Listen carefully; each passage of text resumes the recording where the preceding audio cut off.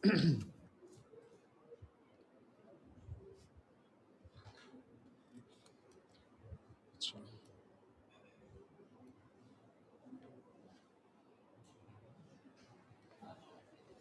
একটু বন্ধ করে দাও।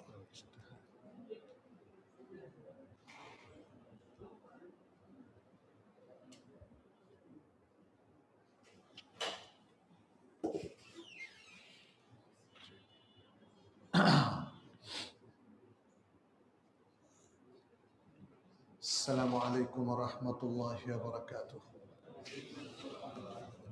الحمد لله والصلاة والسلام على رسول الله وعلى آله وأصحابه ومن والاه.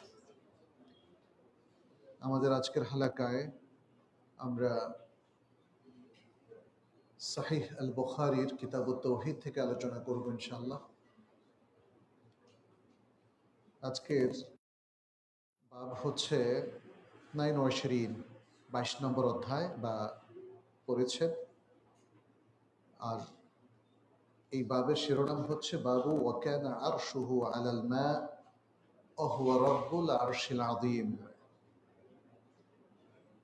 আল্লাহর বাণী তখন আরশ পানির উপর ছিল, এবং আরেকটা বাণী তিনি আরশে আজিমের রব, আরশে আজিমের রব। কিতাবুত তাওহীদের অত্যন্ত গুরুত্বপূর্ণ একটা পরিচ্ছেদ এই বাব। ৭,৪২৩ নম্বর হাদিস থেকে আমরা আজকে আলোচনা করব। এর আগের পর্বে আমরা 22 নম্বর হাদিস শেষ করেছিলাম। ইমাম বুখারী তার সনদে আবু হুরায়রা রাদিয়াল্লাহু তাআলা আনহু থেকে হাদিসটি বর্ণনা করেন, আনিন নবী সাল্লাল্লাহু আলাইহি ওয়াসাল্লাম قال, নবী সাল্লাল্লাহু আলাইহি ওয়াসাল্লাম থেকে এই হাদিসটি বর্ণিত। তিনি বলেছেন, মান আমানা বিল্লাহি ওয়া রাসূলিহি ওয়া আকামাস সালাতা ওয়া সামা রমাদানা কানা হাক্কান আলাল্লাহি আন ইউদখিলাহুল জান্নাহ হাজারা ফি সাবিলিল্লাহ আও জালাসা ফি আরদিহি আল্লাতী উলিদা ফিহা। যে ব্যক্তি আল্লাহ এবং তার রাসূলের প্রতি ঈমান রাখে এবং সালাত কায়েম করে আর সিয়াম রাখে, রমাদানের সিয়াম পালন করে, তাহলে আল্লাহর উপর তার এই হক রয়েছে, আল্লাহর উপর তার এই হক রয়েছে যে তিনি তাকে জান্নাতে প্রবেশ করাবেন। চাই সে ব্যক্তি আল্লাহর রাস্তায় হিজরত করুক অথবা সে যে ভূমিতে জন্মগ্রহণ করেছে সেখানে বসে থাকুক। আচ্ছা, কালু ইয়া রাসূলুল্লাহ, সাহাবা ইকরাম জিজ্ঞেস করলেন, হে আল্লাহ রাসূল, আফালা নুনাব্বিউন নাসা বিযালিক, আমরা কি মানুষকে এ সম্পর্কে, এই যে আপনি খবরটা দিলেন, এ সম্পর্কে অবহিত করব? ক্বালা, নবী সাল্লাল্লাহু আলাইহি ওয়াসাল্লাম তখন বললেন, ইন্না ফিল জান্নাতি মিআতা দারাজাতিন আ'আদ্দাহা আল্লাহু লিল মুজাহিদিনা ফি সাবিলিল্লাহ কুল্লু দারাজাতাইনি মা বাইনাহুমা কামা বাইনাস সামাই ওয়াল আরদ। নবী সাল্লাল্লাহু আলাইহি ওয়াসাল্লাম বললেন, জান্নাতের মধ্যে 100টা স্তর আছে, দারাজা, পজিশন, 100টা মর্যাদা বা স্তর আছে, যা আল্লাহ সুবহানাহু ওয়া তাআলা তার রাস্তায় যারা জিহাদ করবে তাদের জন্য প্রস্তুত করে রেখেছেন। এর দুটো দারাজা, দুটো পজিশন হলো এমন যেমনটি আসমান এবং জমিনের মাঝখানে, অর্থাৎ আসমান এবং জমিন যতটা পরিব্যাপ্ত, এই দুটো দরজাও তত বিশাল। এখানে সেটাই বোঝানোর উদ্দেশ্য। এরপর নবী সাল্লাল্লাহু আলাইহি ওয়াসাল্লাম বলছেন, ফাইদা সাআলতুমুল্লাহা ফাসালুহু আল ফিরদাউসা, যখন তোমরা আল্লাহর কাছে কোনো জিনিস প্রার্থনা করবে, চাইবে, তখন তোমরা আল্লাহর কাছে আল ফিরদাউস চাও। আল ফিরদাউস ইংরেজিতে প্যারাডাইস বলে, আসলে ফিরদাউস, আল ফিরদাউস। ফাসালুহু আল ফিরদাউসা, তোমরা আল্লাহর কাছে আল ফিরদাউস অর্থাৎ জান্নাতুল ফিরদাউস চাও। ফাইন্নাহু আওসাতুল জান্নাহ ওয়া আ'লাল জান্নাহ ওয়া ফাওকাহু আরশুর রহমান ওয়ামিনহু তাফাজ্জারু আনহারুল জান্নাহ। দেখেন, এটা গায়বী খবর, আল্লাহ সুবহানাহু ওয়া তাআলার পক্ষ থেকে নবী সাল্লাল্লাহু আলাইহি ওয়াসাল্লামকে জানানো হয়েছে, তিনি আমাদেরকে দিচ্ছেন। তিনি বললেন যে এই যে জান্নাতুল ফেরদাউস, এটা হলো জান্নাতের মধ্যম, এবং এটা হলো জান্নাতের শীর্ষে। মধ্যমটাই শীর্ষ। মুসলিমদেরকে মধ্যম জাতি বলা হয়েছে না? তার মানে সবচেয়ে উত্তম জাতি। আচ্ছা, তারা মানে সব দিক থেকে মধ্যম। মধ্যমটাই হচ্ছে যে কোনো জিনিসের সবচেয়ে উত্তম। এই জন্য বললেন, একই সাথে বললেন ফাইন্নাহু আওসাতুল জান্নাহ ওয়া আ'লাল জান্নাহ, এটা জান্নাতের মধ্যম এবং সবচেয়ে উপরে। আ'লাল জান্নাহ মানে সবচেয়ে উপরে, টপ। জান্নাতের যত ক্যাটাগরিজ আছে তার মধ্যে টপ ক্যাটাগরিটা হলো কি? জান্নাতুল ফেরদাউস। আর এই জান্নাতুল ফেরদাউসের উপর আছে কি? ওয়া ফাওকাহু আরশুর রহমান, আল্লাহর আরশ। কিভাবে, কোন অবস্থায়, এটা কে জানেন? আল্লাহ জানেন। যদি কোনো ব্যাখ্যা না আসে, নিজের মন গড়া কোনো ব্যাখ্যা করা যাবে না। ওয়ামিনহু তাফাজ্জারু আনহারুল জান্নাহ, এবং এখান থেকে, এই আরশ থেকেই জান্নাতের যত প্রস্রবণ সেগুলো প্রবাহিত হয়। আচ্ছা, তাহলে এই হাদিসের মধ্যে আমরা অনেকগুলো ইন্ডিকেশন পাই। জান্নাতের সবচেয়ে উঁচু হলো ফেরদাউস, ফেরদাউসের উপর হলো আরশুর রহমান। তাহলে সবকিছুর উপর কে? আল্লাহ। আরশের উপর কে? আল্লাহ। মানে এই যে স্পষ্ট ইন্ডিকেশন গুলো, এরপরেও কিছু মানুষ এই বক্তব্যকে তাওয়িল করে। এখানে তো এত স্পষ্টভাবে আল্লাহ বলে দিয়েছেন যে তিনি সবকিছুর উপরে, তিনি জাহের, তার উপরে আর কোনো কিছু নাই। এটা তো, তাই না? এটা তো কোরআনে আল্লাহ তাআলা ইন্ডিকেট করে দিয়েছে। তারপরে আল আলী, আল্লাহর নাম, এটার দ্বারা বোঝা যায় আল্লাহ উলুয়ের মধ্যে আছে। কোথায় আছে? উপরে আছে। আচ্ছা, আল্লাহর ক্ষেত্রে আমরা সেই শব্দগুলো এবং সেই ভাষ্য ব্যবহার করব যেটি আল্লাহ নিজে ব্যবহার করেছেন কোরআনে, অথবা তার রাসূল সাল্লাল্লাহু আলাইহি ওয়াসাল্লাম সুন্নাহে ব্যবহার করেছেন। এর বাইরে আর অতিরিক্ত কোনো কিছু তার উপর আরোপ করব না। কারণ আপনি আরোপ করতে গেলেই আপনি আপনার আকল দিয়ে সেটাকে বিবেচনা করছেন, এবং এতে করে আল্লাহর সাথে আদবের খেলাপ হয়ে যেতে পারে, অথবা এমন অশিষ্ট প্রয়োগ হয়ে যেতে পারে যেটি আল্লাহর ক্ষেত্রে আদতেই প্রযোজ্য নয়। আল্লাহর ক্ষেত্রে কোন ভাষা, কোন কথা প্রযোজ্য, এটা সবচেয়ে বেশি জানেন আল্লাহ নিজে স্বয়ং। আর তারপরে জানেন রাসূলুল্লাহ সাল্লাল্লাহু আলাইহি ওয়াসাল্লাম, কারণ আল্লাহ সুবহানাহু ওয়া তাআলা রাসূলুল্লাহ সাল্লাল্লাহু আলাইহি ওয়াসাল্লামকে এই ব্যাপারে অবহিত করেছেন।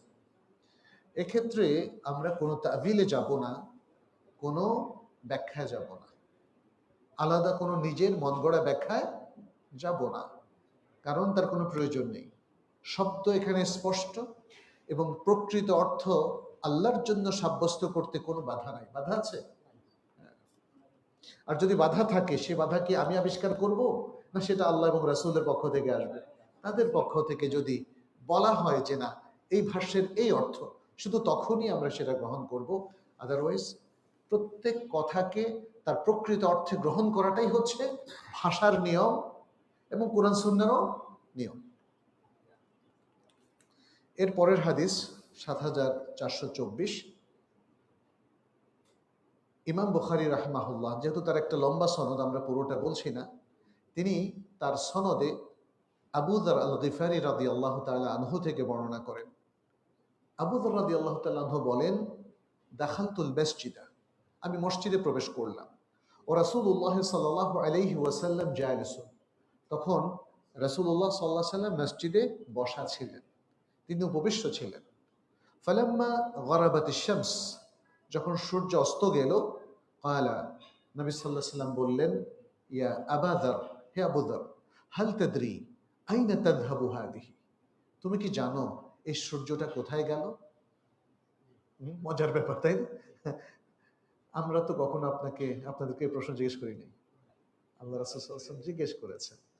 জিজ্ঞেস করেছেন তার প্রিয় সাহাবী আবু যর গিফারি রাদিয়াল্লাহু তাআলা আনহু। قال قلت ورسول الله ورسوله أعلم। আবু যর রাদিয়াল্লাহু তাআলা আনহু বললেন, আমি বললাম আল্লাহ এবং তার রাসূল অধিক ইলম রাখেন, আরো ভালো জানেন। قال তখন নবী সাল্লাল্লাহু আলাইহি ওয়াসাল্লাম উত্তর দিলেন, فإنها تذهب تستأذن في السجود فيؤذن لها وكأنها قد قيل لها ارجعي من حيث جئت।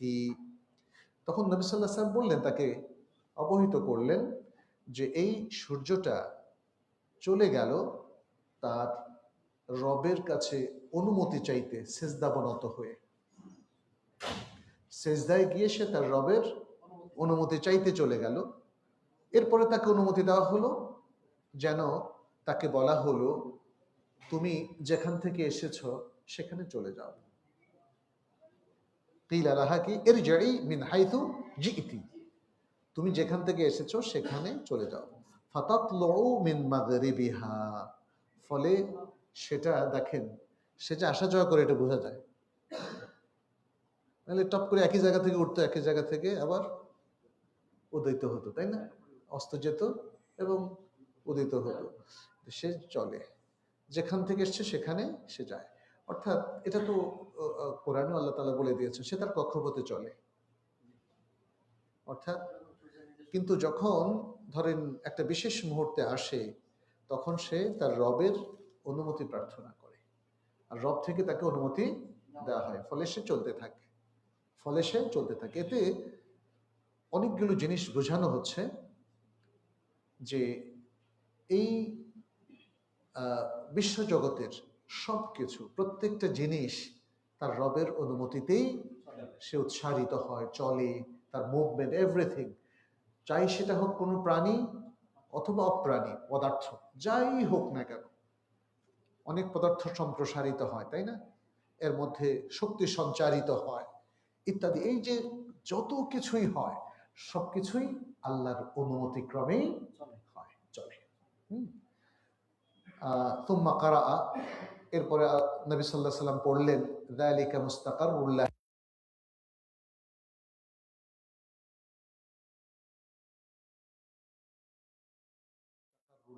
এটাই তার থাকার জায়গা, এটাই তার ইস্তিকরারের জায়গা। আচ্ছা, তাহলে দেখা যাচ্ছে যে এই যে ধরেন নবী সাল্লাল্লাহু আলাইহি ওয়াসাল্লাম আমাদেরকে এতগুলো সংবাদ অবহিত করলেন, আপনি নিজের মতো করে ব্যাখ্যা করবেন না, আপনি এখানে ওহীর বাণীটাকে গ্রহণ করবেন, তৌহিদের মধ্যে জন্য তিনি ঢুকালেন, এটা আল্লাহর পক্ষ থেকে মেসেজ। অতএব এখানে ঠিক এক্স্যাক্টলি যেভাবে এই ইনফরমেশন বা তথ্যটা পরিবেশন করা হয়েছে সেটাকে আপনি গ্রহণ করবেন, এর মধ্যে কোনো তাবিল করা যাবে না। এরপরের হাদিস ইমাম বুখারী যায়েদ ইবনে সাবিত রাদিয়াল্লাহু তাআলা আনহুর ব্যাপারে বর্ণনা করেছেন। তিনি বলছেন তার সনদে, আন্না যায়েদ ইবনে সাবিত হাদাসাহু, যায়েদ ইবনে সাবিত রাদিয়াল্লাহু তাআলা আনহু তিনি ইবনু সাব্বাককে বলেছেন, কারণ এর আগের রাবী হচ্ছেন ইবনু সাব্বাক। ক্বালা আরসালা ইলাইয়া আবু বকরিন, যায়েদ ইবনে সাবিতের বক্তব্য শুরু হলো যে তিনি বললেন, আমার কাছে নবী সাল্লাল্লাহু আলাইহি ওয়াসাল্লাম, না, আমার কাছে আবু বকর ডেকে পাঠালেন বা আমাকে ডেকে পাঠালেন, কোনো একজন লোককে পাঠালেন আমার কাছে, আবু বকর রাদিয়াল্লাহু তাআলা আনহু কোনো একজন লোককে পাঠালেন। ফাতাতাব্বাতুল কুরআনা হাত্তা ওয়াজাদতু আখির সূরাতি তাওবা মা আবি খুযাইমাহ আল আনসারী লাম আজিদহা মা আহাদিন গায়রিহি। বললেন যে আমাকে আবু বকর রাদিয়াল্লাহু তাআলা একজন লোক পাঠালেন কোরআনের হয়তো একটা বিষয়ে তত্ত্ব তালাশ করার জন্য, গবেষণা করার জন্য। তখন আমি কোরআনের বিভিন্ন অংশ খোঁজ করতে লেগে গেলাম। শেষে সূরা আত-তাওবার শেষের একটা অংশ একমাত্র আবু খুযাইমা আল আনসারী রাদিয়াল্লাহু তাআলা আনহুর কাছে পেলাম, তার কাছে ছাড়া কারো কাছে পেলাম না। হ্যাঁ, আর সেটা হচ্ছে কি, লাকাদ জাআকুম রাসূলুম মিন আনফুসিকুম, লাকাদ আকুম রাসূলুম মিন আনফুসিকুম, তোমাদের কাছে তোমাদেরই মধ্য থেকে একজন রাসূল এসেছেন। হাত্তা খাতিমাতি বারাআহ, এটা বারাআ মানে হচ্ছে সূরাত তওবা, তওবার শেষ পর্যন্ত বা বারাআতের শেষ পর্যন্ত যে আয়াতের যে অংশটা, এটা আমি আবি খুজাইমার কাছে পেলাম। আচ্ছা,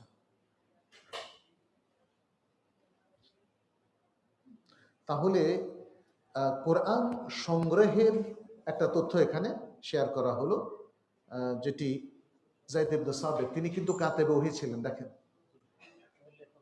মানে তার কাছে কেন পাঠালেন আবু বকর রাদিয়াল্লাহু তাআলা? কারণ তিনি কাতেবে ওহী ছিলেন।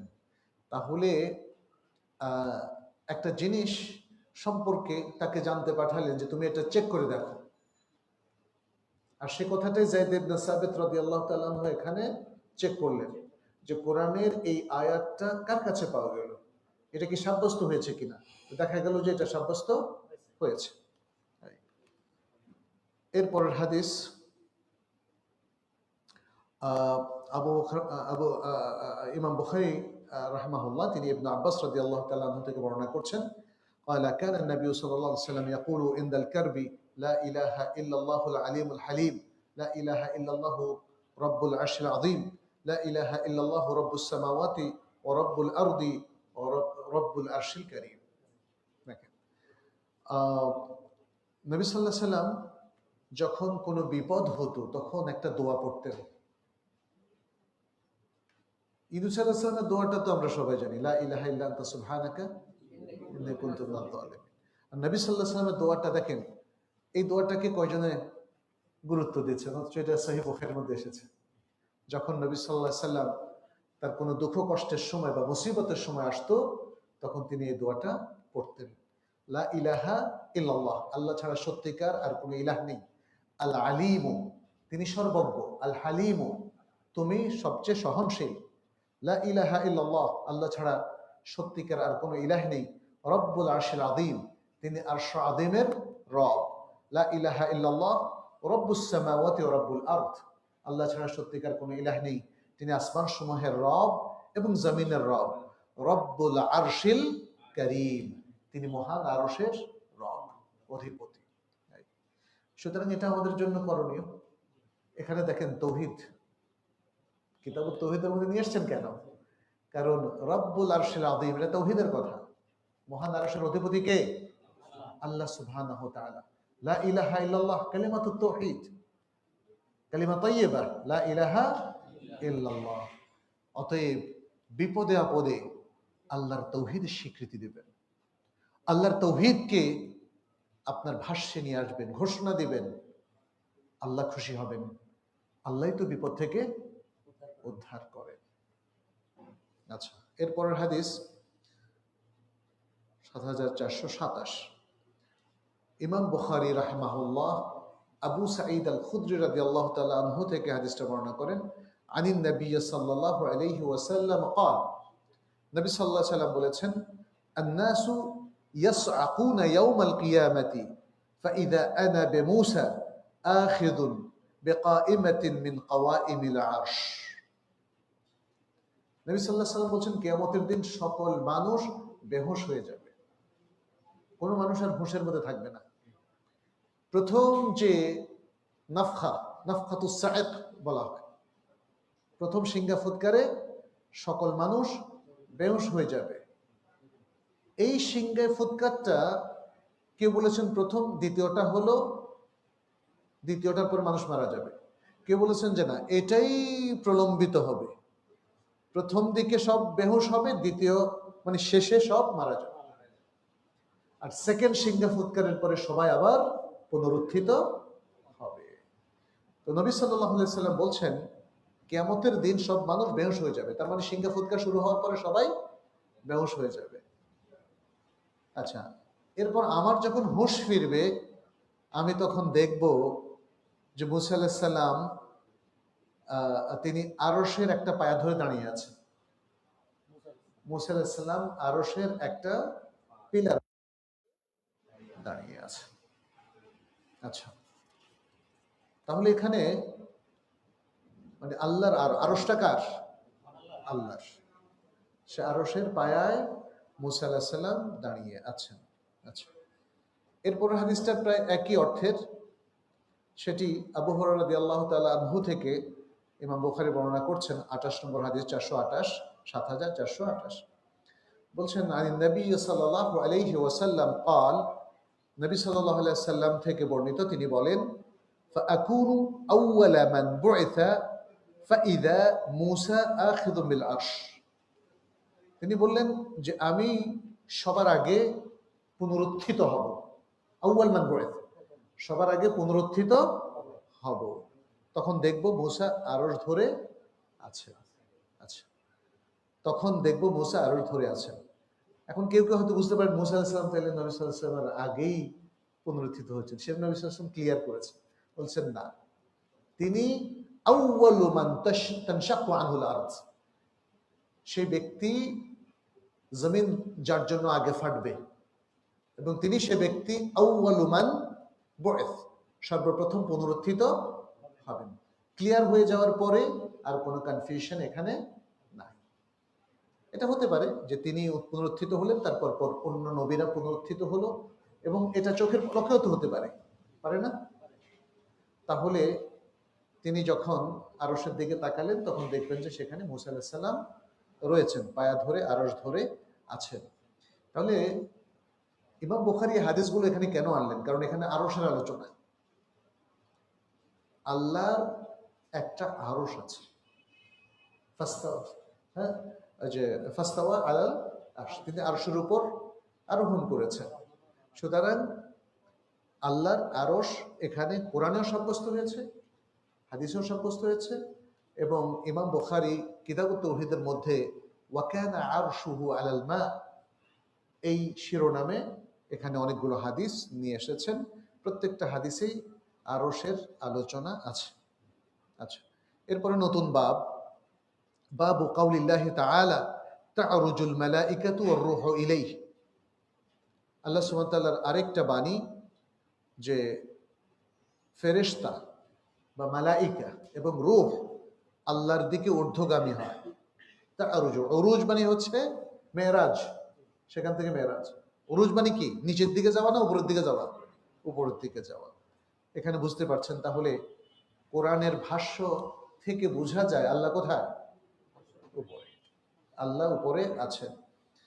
তা'রুজুল মালাইকাতু ওয়ার রূহু ইলাইহি, ফেরেশতাকুল এবং রূহ, রূহ মানে এখানে জিবরিল, আল্লাহর দিকে ঊর্ধ্বগামী হয়। আচ্ছা, এটা সূরা আন-নিসার 70 নম্বর আয়াত। ওয়া কাউলিহি জাল্লা যিকরুহু ইলাইহি ইয়াসআদুল কালিমুত তাইয়্যিবু আল আমালুস সালিহু ইয়ারফাউহু, এটা সূরা ইউনূসের 35 নম্বর আয়াত। ইলাইহি ইয়াসআদুল কালিমুত তাইয়্যিব, ইলাইহি মানে কি? ইলাল্লাহ, আল্লাহর দিকে পবিত্র বাণীসমূহ আরোহণ করে, আল্লাহর দিকে পবিত্র বাণীসমূহ আরোহণ করে। আরোহণ মানেই উপরে ওঠা, আরোহণ কখনো নিচের দিকে নামা না। হ্যাঁ, আল আমালুস সালিহ ইয়ারফাউহু, মানে ভালো আমল এটাকে উচ্চকিত করে, হ্যাঁ, এই আল কালিমুত তাইয়্যিবকে। আচ্ছা, এখানে অনেকগুলো হাদিস এসেছে। হাদিসের আগে ইমাম বুখারীর কিছু কথা আছে। তিনি বললেন, ওয়াকালা আবু জামরাতা আন ইবনে আব্বাস রাদিয়াল্লাহু তাআলা আনহু বালাগা আবা যার রাদিয়াল্লাহু তাআলা আনহু মাবআথুন নবী সাল্লাল্লাহু আলাইহি ওয়াসাল্লাম। আবু জামরা ইবনে আব্বাস রাদিয়াল্লাহু তাআলা আনহু থেকে বর্ণনা করেছেন, নবী সাল্লাল্লাহু আলাইহি সাল্লামের নবুয়ত পাওয়ার খবর শুনে আবু যর তার ভাইকে বললেন, ফাকাল লি আখিহি, কি বললেন? ই'লাম লি ইলমা হাদার রাজুল, ই'লাম লি ইলমা হাদার রাজুল আল্লাযী ইয়াজউমু আন্নাহু ইয়াতিহি আল খাবারু মিনাস সামা। আমার জন্য ওই লোকের অবস্থাটা জেনে নাও। ওই লোককে মুহাম্মদ সাল্লাল্লাহু আলাইহি ওয়াসাল্লাম, মানে ভাইকে বলল যখন শুনলো যে মুহাম্মদ নামক একজন ব্যক্তির কাছে ওহী নাযিল হয়েছে। বলে কি? মানে এটাই বেটার, আমরা বাংলাদেশে কয় কি? হ্যাঁ, আচ্ছা তুমি যা একটু খোঁজ খবর নাও তো দেখি, এই লোকের কাছে কি এলেম আসে? সে মনে করে যে তার কাছে আসমান থেকে নাকি খবর আসে। তুমি একটু জেনে নাও, তার জেনে নাও। আচ্ছা, ওয়াকালা মুজাহিদুন আল আমালুস সালিহ ইয়ারফাউল কালিমাত তাইয়্যিব। মুজাহিদ বলেন যে নেক কাজ পবিত্র কাজকে ঊর্ধ্বগামী করে। আল আমালুস সালিহ, এটা মানে নেক কাজ পবিত্র কালিমা বা কথাকে ঊর্ধ্বগামী করে। আচ্ছা, ইউকালু দিল মাআরিজ, দিল মাআরিজ সম্পর্কে বলা হয় আল মালাইকাতু তা'রুজু ইলাল্লাহ, মানে ওই সকল ফেরেশতা যারা আল্লাহর দিকে ঊর্ধ্বগামী হন। তিনি কিছু ইন্ডিকেশন রেখেছেন, ছোট্ট কিছু আলোচনা, খণ্ডিত কিছু আলোচনা। এর মধ্যে হয়তো মানে পরবর্তী হাদিসগুলো থেকে বোঝা যাবে, যাতে করে মানে আমরা উপলক্ষটা বুঝতে পারি। হ্যাঁ, এই জন্য তিনি এখানে তিনটা কথা আলাদা আলাদা করে উল্লেখ করেছেন। একটা হলো নবী সাল্লাল্লাহু আলাইহি সাল্লামের নবুয়তের সময় আবু যর রাদিয়াল্লাহু তাআলা আনহুর যে একটা অনুসন্ধান ছিল, তদন্ত ছিল, ভাইকে দিয়ে যেটা করিয়েছেন সেটা এখানে তুলে ধরলেন। পরবর্তীতে আবু যর রাদিয়াল্লাহু তাআলা আনহু নিজেই চলে আসলেন, ইসলাম গ্রহণ করে মার খেলেন, তাই না? সে ইতিহাস তো আমাদের সবারই জানা। প্রথম দিকে সবাই একটু অনুসন্ধানী ছিল যে আসলে সত্যটা কি একটু জানি। সত্য প্রকাশ হওয়ার পরে দেখেন সত্যকে তারা গ্রহণ করেছে না। আবু যর সত্য প্রকাশ হওয়ার পরে তো গ্রহণ করেছেন। অনেক মানুষ করে নাই, যেমন আবু জাহাল করে নাই। হ্যাঁ, তারপরে শুরুর দিকে আবু সুফিয়ান করে নাই, আবু লাহাব করে নাই।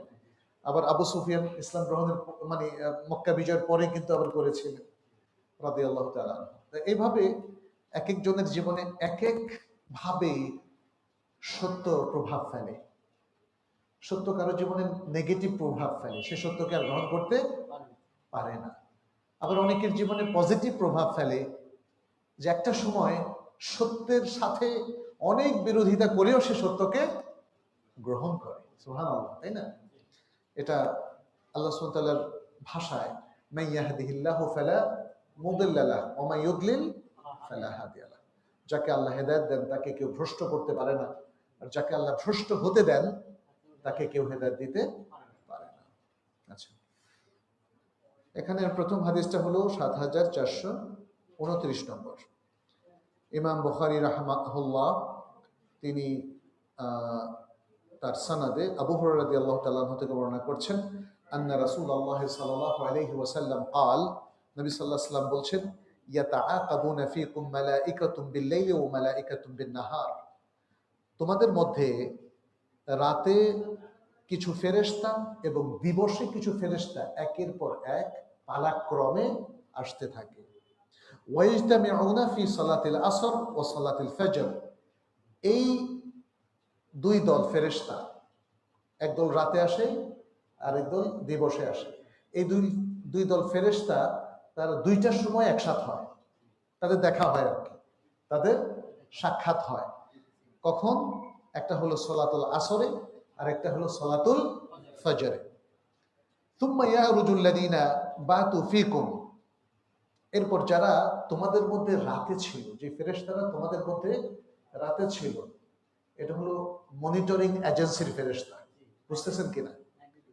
হ্যাঁ, এটা পৃথিবীর কোনো এজেন্সির না, এটা আল্লাহর পক্ষ থেকে আপনাকে আমাকে মনিটর করার জন্য নিযুক্ত। এই জন্য রাতে তাদেরকে দেওয়া হয়েছে। কে রাত্রে জেগে ইবাদত করে, কে ইবাদত করে না, কে রাত্রে জেগে নাটক সিনেমা দেখে তারপরে ফজরও মিস করে, তাই না? খবর আছে কিনা ওনাদের? হ্যাঁ। তারপরে বলা হচ্ছে তুম্মা ইয়ারুজুল্লাযিনা বাতু ফীকুম, যারা রাত্রে তোমাদের মধ্যে ছিল তারা ঊর্ধ্বাকাশে উঠে যায়, তারা ঊর্ধ্বাকাশে উঠে যায়। ফায়াসআলুহুম আহুয়া আ'লামু বিকুম, অতঃপর আল্লাহ সুবহানাহু ওয়া তাআলা ফেরেশতাদেরকে জিজ্ঞেস করেন, অথচ তিনি তোমাদের সম্পর্কে আরো বেশি জানেন। আল্লাহ কি জানেন না? আল্লাহ জানেন।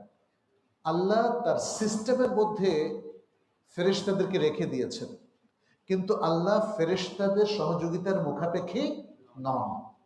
আল্লাহ সিস্টেমের মধ্যে আপনাকেও রেখে দিয়েছেন, কিন্তু আল্লাহ আপনারও মুখাপেক্ষী নন, আপনারা আপনাদের কারো মুখাপেক্ষী নন। সুবহানাল্লাহ। অনেকে হয়তো বলে যে আল্লাহর যদি দরকারই না হবে তাহলে ফেরেশতারে বানাইলো কেন? তা আপনাকে বানানো কি দরকার আল্লাহর? তাই না? আপনাদেরকে বানানোর কি দরকার বলেন? আসলে আল্লাহর যা ইচ্ছা তিনি তা করেন, এবং লা ইউসআলু আম্মা ইয়াফআল, তিনি যা করেন তাকে সে ব্যাপারে জিজ্ঞেস করা হবে না, অর্থাৎ তাকে তিনি জিজ্ঞাসিত হবেন না, তাকে জিজ্ঞেস করে তার কাছ থেকে জবাব নেওয়ার অথরিটি কেউ না, এটাই বোঝার উদ্দেশ্য। বরং মানুষকে জিজ্ঞাসা করা হবে। আল্লাহ হচ্ছেন সুপ্রিম অথরিটি, তিনি এবং তার নিয়োগকৃত ফেরেশতারা যখনই চান মানুষকে তারা জিজ্ঞেস করতে পারেন, তাই না? আল্লাহ তো কবরেও জিজ্ঞাসাবাদের ব্যবস্থা করেছেন, আবার কিয়ামতের দিনও কিন্তু জিজ্ঞেস করা হবে, তাই না? এমনকি যে কন্যাদেরকে অন্যায়ভাবে জীবন্ত কবর দেওয়া হয়েছে তাদেরকেও জিজ্ঞেস করা হবে না? জিজ্ঞেস করা হবে। তাহলে জিজ্ঞেস করার নানা স্তর আছে এবং নানা সময় আছে, উপলক্ষ আছে। বিভিন্ন সময় মানুষকে জিজ্ঞেস করা হবে, অপরাধীদেরকে জিজ্ঞেস করা হবে, কিন্তু আল্লাহকে কেউ জিজ্ঞেস করার অথরিটি রাখে না। কোন অথরিটি কোন পর্যায়ে এই জগতে, এই জগতের পরে যখন তিনি বিচার বসাবেন তখনও তাকে প্রশ্ন করে তার কাছ থেকে জবাব আদায় করার অথরিটি কেউ নাই। তো আল্লাহ সুবহানাহু ওয়া তাআলা এই ফেরেশতাদেরকে, রাত্রিকালীন এই ফেরেশতাদেরকে জিজ্ঞেস করবেন, অথচ তিনি তোমাদের সম্পর্কে সবচেয়ে বেশি অবহিত। ফায়াকুল, জিজ্ঞেস করবেন, কাইফা তারাকতুম ইবাদি, আমার বান্দাদেরকে কিভাবে রেখে এসেছো। দেখেন আল্লাহ কতটা দয়াশীল, সবাইকে বান্দা বলছে না, বান্দার মধ্যে সমান করছে কিন্তু, হ্যাঁ, যে নামাজ পড়ে না তাকেও বলছে আমার বান্দা, যে কাফের তাকেও বলছে আমার বান্দা। কিন্তু সুবহানাল্লাহ, আল্লাহর এই বান্দাদের মধ্যে একদল কিন্তু তার এই স্নেহ মমতার কোনো মূল্য রাখে না, কোনো মূল্য দেয় না। বলেছেন, তোমরা আমার বান্দাদেরকে কিভাবে ছেড়ে রেখে এসেছো। ফায়াকুলুন, তারা বলবে বা তারা বলে, তারাকনাহুম ওয়া হুম ইউসাল্লুন ওয়া আতাইনাহুম ওয়া হুম ইউসাল্লুন। এটা নামাজীদের সম্পর্কে, যে আপনার বান্দাদেরকে রেখে এসেছি, তারা সালাতরত অবস্থায় আছে, আর তাদের কাছে এসেছি তখন তারা সালাতরত অবস্থায়। আপনি যদি 5 ওয়াক্ত সালাত পড়েন তাহলে এই বান্দাদের মধ্যে আপনি অন্তর্ভুক্ত হতে পারবেন। আর যদি আপনার মাঝে মাঝে সালাত পড়া হয় তাহলে কি আপনার সম্পর্কে আল্লাহর কাছে এটা যাবে যে হ্যাঁ, তাকে নামাজরত অবস্থায় দেখেছি। যারা ধরেন শুধু জুমার সালাত পড়ে তাদের কি দুর্দশা হবে, প্রতিদিন বলা হবে এই বান্দারা সে বান্দারা না, নামাজি বান্দারা। আপনার বিরুদ্ধে কিন্তু মনিটরিং এজেন্সির ফেরেশতারা আল্লাহর কাছে সাক্ষ্য দেবে। আর যদি আপনি সালাতে নিয়মিত হন তাহলে আপনার পক্ষে সেই সাক্ষ্যটা থাকবে। মানে এই ভাষ্যের মধ্যে আপনার লক্ষ্য করেছেন ফেরেশতারা কোথায় যায়? ঊর্ধ্বে যায়, আবার কি নেমে আসে, আবার কি জমিনের দিকে যায়? আল্লাহ কি জমিনের ভিতরে থাকেন, যা সারফেসে থাকেন? তারা আসলে উপরে উঠে যায়, তখন তাদেরকে বলা হয় আহলুস সামা। কি বলা হয়? আহলুস সামা, আকাশের অধিবাসী। আর আল্লাহ কোথায়? আল্লাহু ফিস সামা। তারা যখন আকাশে চলে যায় আল্লাহ তাদেরকে জিজ্ঞেস করে। তাহলে এই যে ইন্ডিকেশন গুলো, এটা তাওহীদের অত্যন্ত গুরুত্বপূর্ণ একটা পার্ট। আল্লাহ কোথায় আছেন? তাওহীদের গুরুত্বপূর্ণ পার্ট। আল্লাহ আকাশে, আসমানে, আরশের উপর আছেন। এটা খুব ইম্পর্টেন্ট একটা পার্ট। আপনি একটু চোখ কান খোলা রেখে যদি এই হাদিসগুলো পড়তে থাকেন, যেমন প্রত্যেকটা হাদিসের মধ্যে ইন্ডিকেশন আছে। অতএব এটাকে তাওয়িল করাটা বুদ্ধিমানের কাজ হবে না, এবং আল্লাহ সর্বত্র বিরাজমান, তার সত্তা সহ এই ধরনের কথা বলাটা আমাদের জন্য কখনোই শোভনীয় নয়। এমন কোনো কথা সাহাবায়ে কেরাম বলেন নাই, তাবেঈনরা বলেন নাই, বড় বড় ইমামরা কেউ বলেন নাই, কোনো মুহাদ্দিস বলেন নাই। আচ্ছা, পরের হাদিস 30 নম্বর 430। এটি ইমাম বুখারী রাহমাহুল্লাহ আবু হুরায়রা রাদিয়াল্লাহু তাআলা আনহু থেকে বর্ণনা করেন। قال قال رسول الله صلى الله عليه وسلم من تصدق بعدل تمرة من كسب طيب ولا يسعد إلى الله إلا الطيب فإن الله يتقبلها بيمينه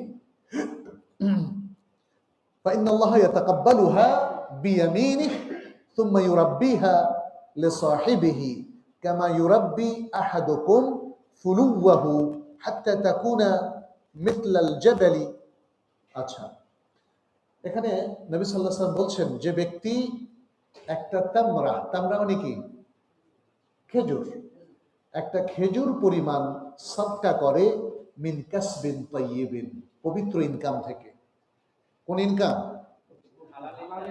হালাল ইনকাম পবিত্র ইনকাম হালালটাকে পবিত্র বলা হয়েছে তাহলে মানুষের ইনকামের মধ্যে অপবিত্র ইনকামও আছে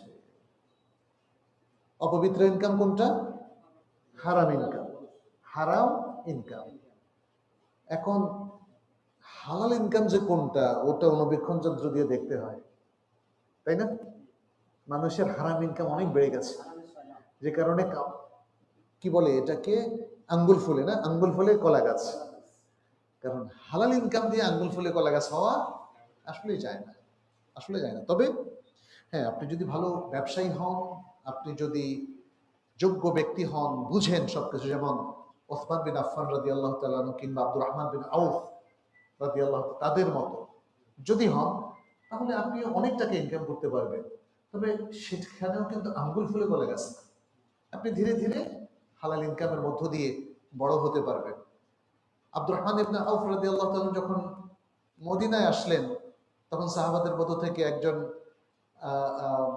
আনসারকে তার সঙ্গী করে দেওয়া হলো আনসার বললেন আমার সম্পত্তির অর্ধেক তোমার আমার একজন বউকে তালাক দিয়ে দিয়েছি তুমি বিয়ে করো উনি বললেন তোমার সম্পত্তির আমার কোনো প্রয়োজন নাই শুকরান লাক হ্যাঁ তোমাকে ধন্যবাদ আমাকে বাজারটা দেখাও দুল্লুনি আলা সুক আমাকে বাজারটা দেখায় দাও তারা সত্যিকারের রিজালুল আমাল ছিলেন বিজনেসম্যান হ্যাঁ তারা বিজনেসটা বুঝতেন বিশেষ করে তৎকালীন মদিনায় সাহাবাদের মধ্যে দুজন সাহাবী ছিলেন অত্যন্ত ধনী যেটা আমরা দেখি যে ওসমান ইবনে আফফান রাদিয়াল্লাহু তাআলা আনহু তার দানের বহর দেখলে বোঝা যায় তিনি বিলিয়নিয়ারের চেয়ে বড় ছিলেন আমরা হিসাব করে দেখলাম সেই যুগের যত স্বর্ণ মুদ্রা তিনি আল্লাহর রাস্তায় দিয়েছেন সেটা এই যুগের বিলিয়ন বিলিয়ন ডলারকেও ছাড়িয়ে যায় সুবহানাল্লাহ তাহলে সেই যুগের প্রেক্ষাপটে তারা অনেক ধনী মানুষ ছিলেন বাট তারা বৈধভাবে মুসলিম থাকা অবস্থায় তো তারা সম্পদ করেছিলেন তাদের সম্পত্তি বেড়েছিল সেটা শরীয়তে নিষিদ্ধ না কিন্তু যে কোনো অবৈধ ইনকাম ইসলাম নিষিদ্ধ এমনকি গরিব মানুষ যদি ঘুষ খায় সেটাও নিষিদ্ধ তাই না গরিব মানুষ যদি বলে যে আমি তো গরিব আমার তো এখন অনেক চলতে হবে এই জন্য ঘুষ খাই হ্যাঁ আমরা রাস্তায় দেখি যে অনেক লোক ঘুষ খায় কে খায় এটা আমি আর বলতেছি না হ্যাঁ গরিব মানুষ আমি একবার দেখলাম এক লোক রিক্সাওয়ালা তার থেকে 2 টাকা ঘুষ খাইতে আসছে অনেক আগের ঘটনা অবশ্য তখন মনে 2 টাকার দাম ছিল আমি বললাম হায় রে আল্লাহ এমনি দেখলাম যে অনেক টাকা তার হাতে তারপর রিক্সাওয়ালাকে বাধ্য করলো 2 টাকা দেওয়ার জন্য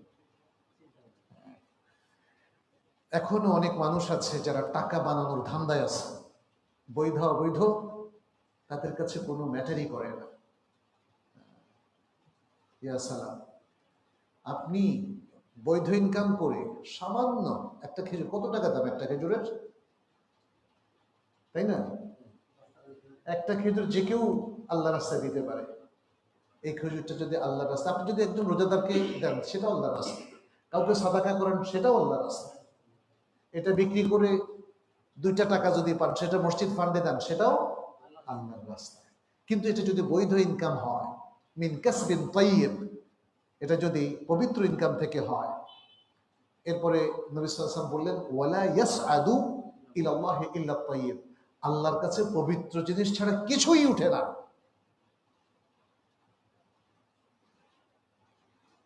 তাহলে হে সচ্ছল মানুষেরা ধনী মানুষেরা যারা টাকার কুমির বনে গেছেন আপনারাও এ থেকে নসিহা নেন আপনি যত কোটি টাকাই মসজিদ কিংবা কোনো ভালো কাজে ব্যয় করেন, যদি সেটা হালাল না হয় আপনার কোনো কাজে আসবে না এবং সেটা আল্লাহর কাছে পৌঁছবে না।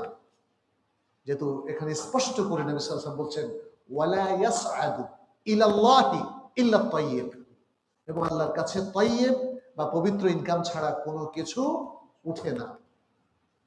ফাইন্নাল্লাহা ইয়াতাকাব্বালুহা বিয়ামিনিহি, তাহলে এই যে একটা তামরা পবিত্র ইনকাম থেকে আল্লাহর রাস্তায় ব্যয় করা হলো, আল্লাহ তার ডান হাতে এটাকে গ্রহণ করে।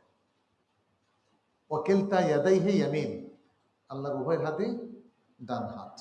আচ্ছা, সুম্মা ইউরাব্বিহা লিসাহিবিহি, এরপর আল্লাহ সুবহানাহু ওয়া তাআলা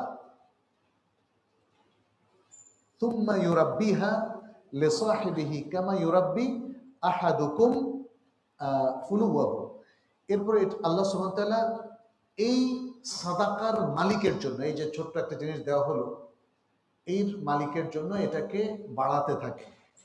এখানে ইউরাব্বি মানে বাড়াতে থাকে।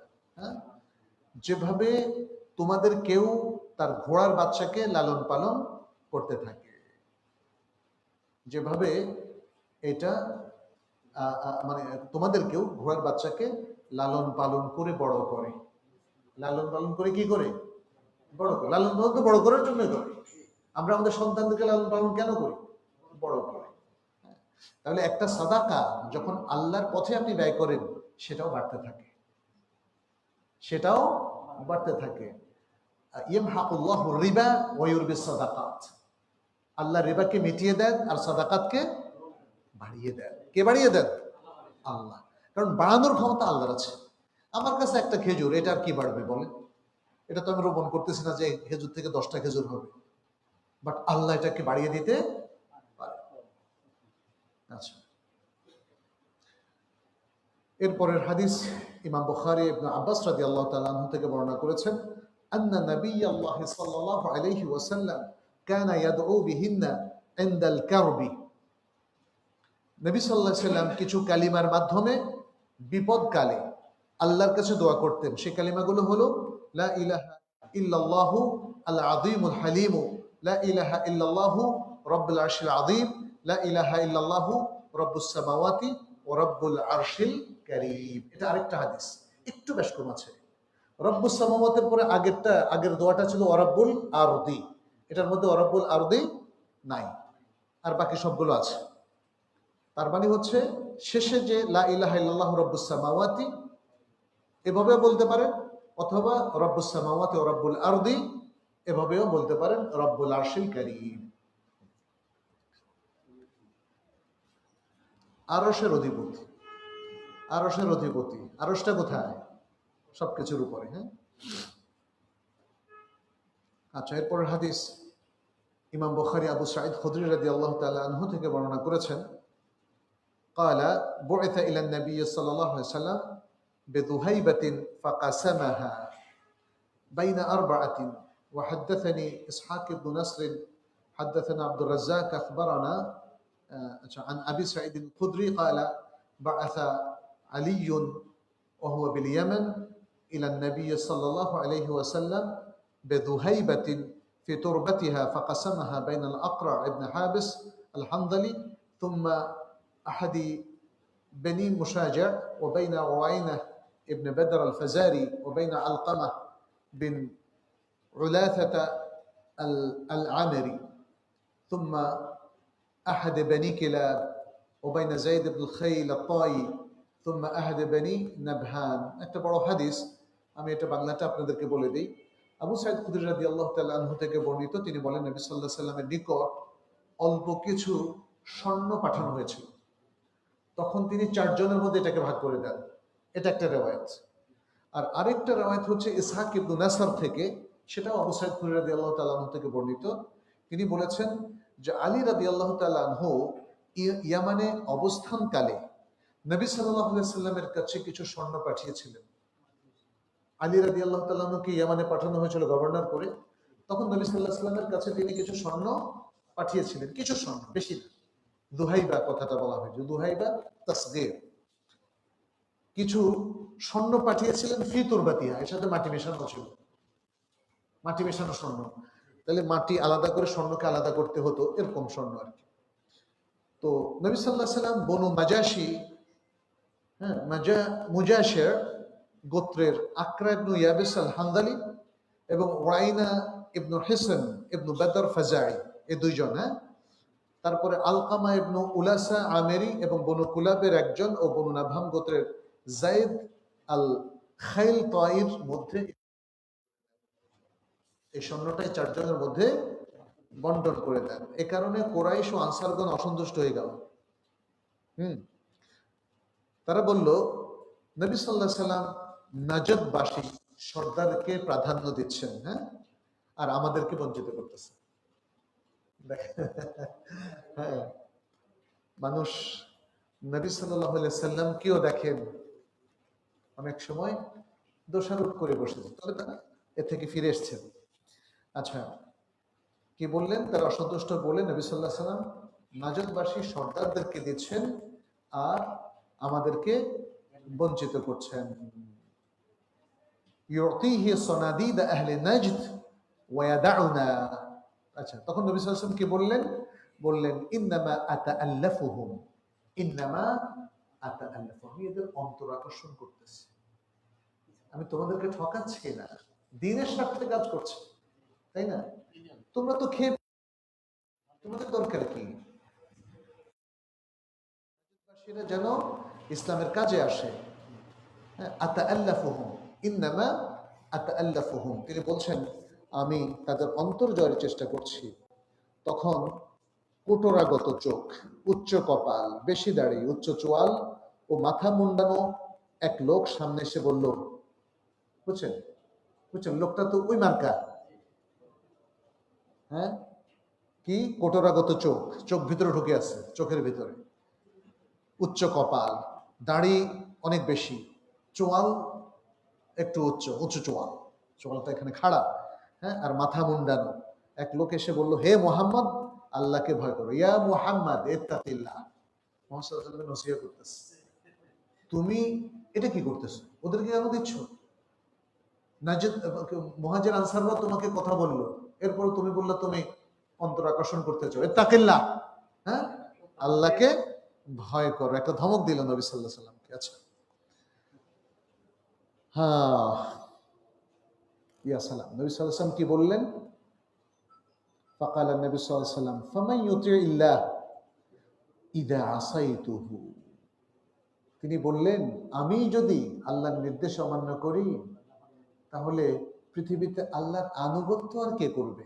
হ্যাঁ, আমি যদি তার নাফরমানি করে তবে কে তার আনুগত্য করবে? আচ্ছা, ফায়ামানুনি আলা আহলিল আরদ ওয়ালা তা'মানুনি, আল্লাহ সুবহানাহু ওয়া তাআলা তার যে আমানতদার, মানে তার যে আমানত আমার কাছে ন্যস্ত করেছেন, সারা পৃথিবীর ক্ষেত্রে তিনি সে আমানত আমার কাছে ন্যস্ত করেছেন, অথচ তোমরা এই সামান্য জিনিসের আমানতদার আমাকে মনে করছো না। দেখেন নবী সাল্লাল্লাহু আলাইহি ওয়াসাল্লাম কি বুদ্ধিবৃত্তি কথা বলেছে, দেখেন এই লোককে কত সুন্দরভাবে উত্তর দিয়েছেন। মানে আরো অনেক কথা বলতে পারতেন, কিন্তু বললেন আল্লাহ এই ওহির আমানত কার কাছে দিলেন? আমার কাছে দিলেন। মানে নবী সাল্লাল্লাহু আলাইহি ওয়াসাল্লাম বলতেছে, আল্লাহ এই ওহির আমানত সারা পৃথিবীর মানুষের কাছে পৌঁছানোর এই আমানত আল্লাহ আমাকে দিলেন। তার মানে কি, আল্লাহ আমাকে আমানতদার মনে করেছেন এবং আল্লাহ আমানতদার হিসেবে নির্ধারণ করে দিয়েছেন। আর তোমরা এই সামান্য জিনিসের বন্টন পছন্দ হয় নাই, তোমাদের প্রশ্ন উঠে গেল, তোমরা আমাকে মানে আমানতদার মনে করছো না, এটা তিনি প্রশ্ন করলেন। হ্যাঁ, আচ্ছা, এমন সময় দলের মধ্যে একটা লোক, সম্ভবত খালিদ ইবনে ওয়ালিদ, ওই লোকটিকে হত্যার জন্য নবী সাল্লাল্লাহু আলাইহি ওয়াসাল্লামের কাছে অনুমতি চাইলেন। কেন বুঝতে পারছেন না? আল্লাহর নবীকে কত বড় একটা খেয়ানতের অপবাদ, সে সরাসরি না দিলেও সে ঘুরিয়ে ফিরিয়ে দিয়েছে। তখন নবী সাল্লাল্লাহু আলাইহি ওয়াসাল্লাম নিষেধ করলেন তাকে, বলছেন না, দেখেন নবী সাল্লাল্লাহু আলাইহি ওয়াসাল্লাম মানে কত বুদ্ধিমান, তিনি এই ধরনের অপরাধে একটা লোককে তিনি হত্যা করতে নিষেধ করলেন। কারণ নবী সাল্লাল্লাহু আলাইহি ওয়াসাল্লাম ছিলেন অত্যন্ত ঠান্ডা মেজাজের মানুষ, তিনি যাই করেছেন সবই বুদ্ধিবৃত্তিক। তার একটা কাজেও আবেগের কোনো বহিঃপ্রকাশ নাই।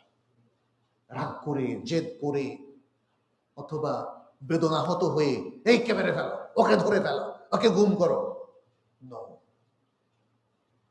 বরং তিনি বললেন নো, নিষেধ করলেন। মানে তুমি হত্যা করতে চাচ্ছ তাকে, তার এই অপরাধে নো, চুপ থাকো, মানে আরেকটু বাড়তে দিলেন না। আচ্ছা, তখন সে ব্যক্তি চলে গেল।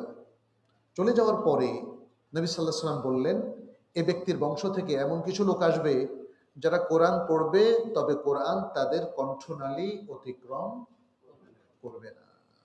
আচ্ছা, এখানে নবী সাল্লাল্লাহু আলাইহি ওয়াসাল্লামের কথাগুলো তো আছে। ফাসালা রাজুলুম মিনাল কওম কাতলাহু উরাহু খালিদ ইবনে ওয়ালিদ ফামানাহু নবী সাল্লাল্লাহু আলাইহি ওয়াসাল্লাম ফালাম্মা ওয়াল্লা ক্বালা নবী সাল্লাল্লাহু আলাইহি ওয়াসাল্লাম ইন্না মিন দি'দি হাদা قوما يقرؤون القرآن لا يجاوز حناجرهم يمرقون من الإسلام مروق السهم من الرمية يقتلون أهل الإسلام। কণ্ঠনালী, কোরআন তাদের কণ্ঠনালী অতিক্রম করবে না, তারা ইসলাম থেকে এমন ভাবে বেরিয়ে যাবে যেভাবে শিকারের দেহ ভেদ করে তীর বেরিয়ে যায়। মূর্তি পূজারীদেরকে ছেড়ে তারা মুসলিমদেরকে হত্যা করবে। যদি আমি তাদেরকে পাই তাহলে আদ জাতিকে হত্যা করার মতো তাদেরকে হত্যা করব। হ্যাঁ, এখানে অনেক উলামায়ে কেরাম বলেছেন তারা হচ্ছে খাওয়ারেজ। হ্যাঁ, খাওয়ারেজ। তো খাওয়ারেজদের তো আমরা দেখেছি পরবর্তীতে তারা এতটাই আবেগপ্রবণ এবং এতটাই বিভ্রান্ত যে নবী সাল্লাল্লাহু আলাইহি সাল্লামের দুজন প্রিয় খলিফাকে তারা হত্যা করেছে। এই ধারার মানুষ ওসমান ইবনে আফফান রাদিয়াল্লাহু তাআলা আনহু, আলী ইবনে আবি তালেব রাদিয়াল্লাহু তাআলা আনহু, এবং আরো অনেক ঘটনা তাদের সাথে রিলেটেড, তাদের আকীদায় অনেক সমস্যা ইত্যাদি। আচ্ছা, এরপরের হাদিসটাও আবু যর গিফারী রাদিয়াল্লাহু তাআলা আনহু থেকে বর্ণিত। قال سألت النبي صلى الله عليه وسلم عن قوله والشمس تجري لمستقر لها قال مستقرها تحت العرش।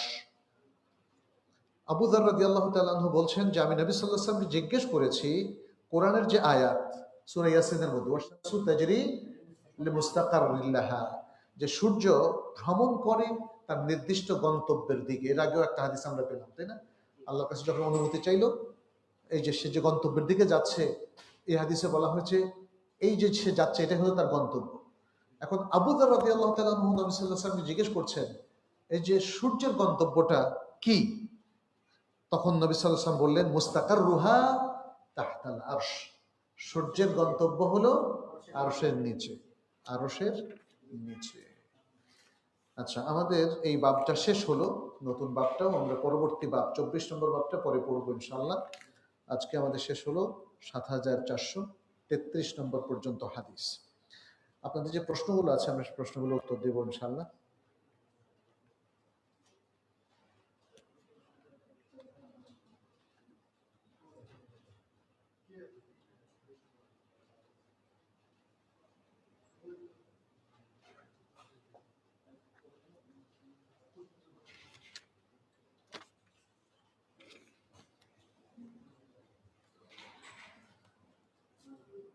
আচ্ছা,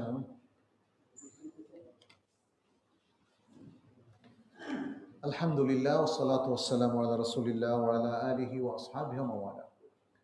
আমাদের দেশে প্রায় অনেক মসজিদে আসর ও ফজরের নামাজ অনেক দেরিতে পড়ে থাকে। সেক্ষেত্রে তারাও কি আল্লাহর কাছে নামাজরত বলে রিপোর্ট হবে কিনা? হ্যাঁ, নামাজরত বলেই রিপোর্ট হবে, কারণ তারা ওয়াক্তের মধ্যে পড়ে। ওয়াক্তের মধ্যে পড়ে, আউয়াল ওয়াক্তে পড়াটা সুন্নাহ। আসরের ওয়াক্ত এবং ফজরের ওয়াক্তে আউয়াল ওয়াক্তে পড়াটা নবী সাল্লাল্লাহু আলাইহি ওয়াসাল্লামের সুন্নাহ। তিনি সুবহে সাদেকের পরে গালাস বা অন্ধকার থাকতেই ফজর আদায় করে ফেলতেন এবং আসরের আউয়াল ওয়াক্তেই আসর আদায় করে ফেলতেন। ফলে মদিনার লোকেরা এই গ্রীষ্মকালে মদিনার বাইরে অনেক দূরে গিয়ে আবারও ফিরে আসতো, তখনও সূর্যের তেজ বাকি থাকত। এটা অনেকগুলো হাদিসে আছে। কিন্তু নবী সাল্লাল্লাহু আলাইহি ওয়াসাল্লামকে জিবরিল আলাইহিস সালাম তিনি প্রত্যেক ওয়াক্তের শুরু এবং শেষে দুইবার সালাত পড়িয়ে দেখিয়েছিলেন এবং বলে দিয়েছিলেন যে এটাই হলো এই সালাতের ওয়াক্ত। এটা হলো শুরুর ওয়াক্ত, এটা হলো শেষের ওয়াক্ত। যে এই দুই ওয়াক্তের মধ্যে সালাত আদায় করতে ব্যর্থ হবে সে সালাত নষ্ট করে ফেলবে। বুঝতে পারছেন? অতএব এই দুই ওয়াক্তের মধ্যে যদি কোনো মুসলিম সালাত আদায় করে তাহলে অবশ্যই ফেরেশতাদের সাক্ষ্য তার পক্ষে থাকবে। ফেরেশতাদেরকে অবশ্য আল্লাহ সুবহানাহু ওয়া তাআলা এটা জিজ্ঞেস করবে কিনা যে এদের মধ্যে কারা মুস্তাহাব ওয়াক্তে পড়েছে আর কারা মুস্তাহাব ওয়াক্তের পরে পড়েছে, সেটা হাদিসে আসে না। এত সূক্ষ্মভাবে আল্লাহ জিজ্ঞেস নাও করতে পারেন। আল্লাহর কাছে এটাই ইম্পর্টেন্ট যে আল্লাহর বান্দারা ওয়াক্তের মধ্যে সালাত পড়েছে। কোনো সন্দেহ নেই যারা আউয়াল ওয়াক্তে পড়বে তারা অধিক মর্যাদা পাবে, কিন্তু যারা দেরি করে ওয়াক্তের মধ্যে পড়ে তারা কোনো গালমন্দ পাওয়ার উপযুক্ত নয়। এবং আমাদের কারোর জন্য উচিত হবে না তাদেরকে গালিগালাজ করা অথবা তারা ভুল কাজটা করছে এ কথা বলা। বুঝতে পেরেছেন? তবে অবশ্যই তারা আফদাল ওয়াক্ত মিস করছে, এতে কোনো সন্দেহ নাই। ইদ্দতের সময় 4 মাস 10 দিন হলে মোট 130 দিন হয়। এটা কি ঠিক আছে? আরবাতু আশহুরিন ওয়া আশার, এটা হলো বিধবা নারীর ইদ্দত। হ্যাঁ, এহদাদের টাইম। তো সাধারণত মাসগুলোর হিসাব হবে আরবি মাসে। এখন 130 দিনে যে হিসাব আপনি দাঁড় করিয়েছেন সেটা কোন হিসাবে? প্রত্যেক মাসকে আপনি 30 করে ধরেছেন এবং প্লাস তার সাথে 10 যোগ করেছেন। 10 যোগ করা ঠিক আছে, কিন্তু 30 দিন যে নির্ধারণ করলেন কিসের ভিত্তিতে? একজন বিধবার ইদ্দত 128 দিনও হতে পারে, তাই না? আর যদি 3টা মাস 29 করে হয় তাহলে 127 দিনও হতে পারে। অতএব সূক্ষ্ম বিশ্লেষণে এটা ঠিক নাই। আপনাকে দেখতে হবে, যেমন ধরেন মুহররম মাসের 25 তারিখে কোনো মহিলা যদি বিধবা হয় তখন থেকেই তার ইদ্দত গণনা শুরু হবে। তাহলে সে পরপর 4টা মাস আরবি মাস পাচ্ছে, তাই না?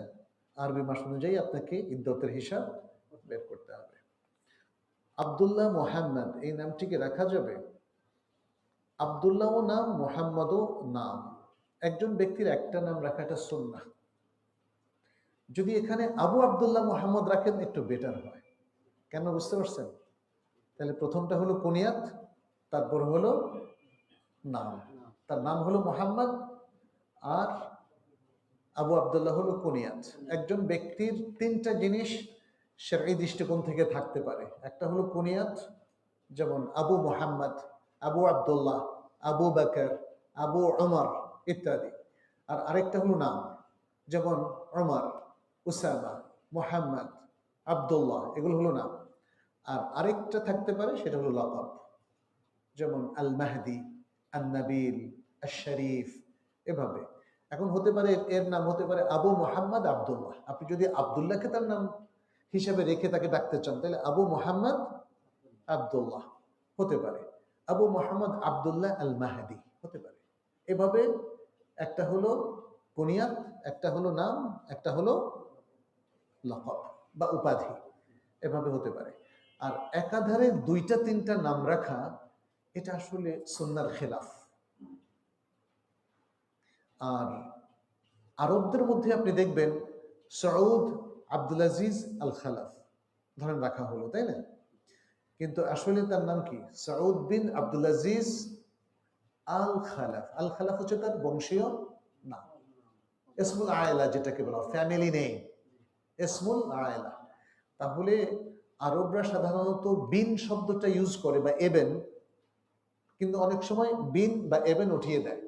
উঠিয়ে তখন সুলাতি অর্থাৎ 3টা নাম উল্লেখ করে, একসাথে সন্তানের নাম, তার বাবার নাম, তার দাদার নাম, আর এরপরে হচ্ছে তার ইসমুল আয়লা, ফ্যামিলি নেম, ফ্যামিলি নেম, এইভাবে আসে।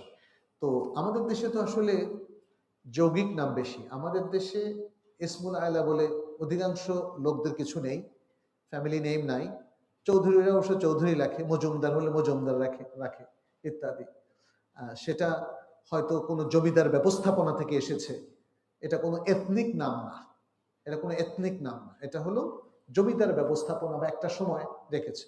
আবার অনেক মানুষ ওই ব্যবস্থাপনাও না, তার বাবা চৌধুরী রাখছে, একটু বনেদি বনেদি লাগে, ফলে এরপর থেকে পরবর্তী বংশধর সবাই চৌধুরী হয়ে গেল, বুঝছেন না, এইভাবে। তো এগুলো গবেষণা দাবি রাখে যে কোন ব্যক্তি কোন পরিবার, তার অবস্থান আসলে কি, তার ইতিহাস আসলে কি।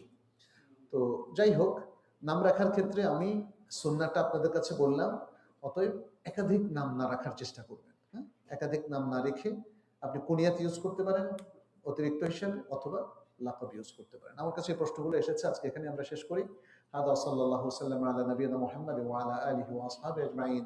সুবহানাকাল্লাহুম্মা ওয়া বিহামদিকা আশহাদু আল্লা ইলাহা ইল্লা আন্ত আস্তাগফিরুকা ওয়া আতুবু ইলাইক। ওয়াসসালামু আলাইকুম ওয়া রাহমাতুল্লাহি ওয়া বারাকাতুহু।